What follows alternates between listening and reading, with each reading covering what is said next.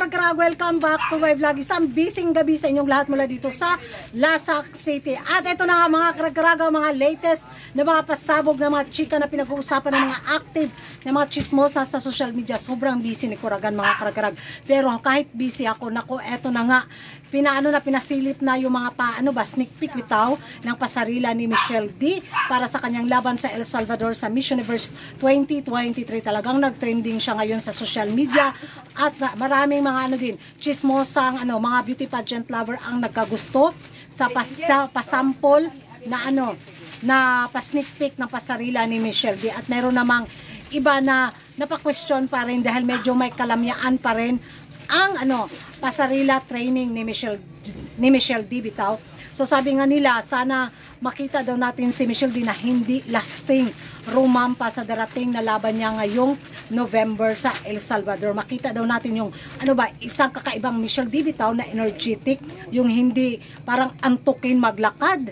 Yun yung nila pinag-uusapan mga karag-karag. Ako siguro may talaga may pasabog sigurong gagawin si Michelle D sa darating na laban sa El Salvador. At take note mga karag-karag, grabe yung ni Michelle D, no?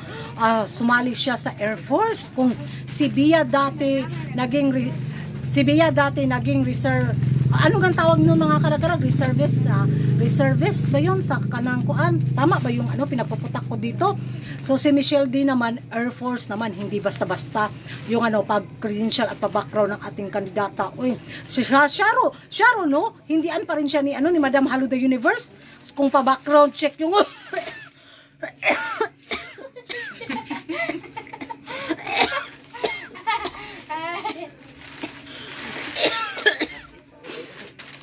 gihubak si Kuragan. Kung pa-background check ang pag-uusapan talaga, pag maligwak si Michelle D or mailto kuyo. Dahil yun nga, kung ang pagbabasihan naman nila yung performance, na amot lang, mawala na talaga sigurong gana ang mga Pinoy sa beauty pageant, sa Miss Universe pageant, di ba? Kung kasi last year yung hinahanap niya is yung mga pa-background check, tapos yung pinadala natin sobrang Diyosa yung face lock.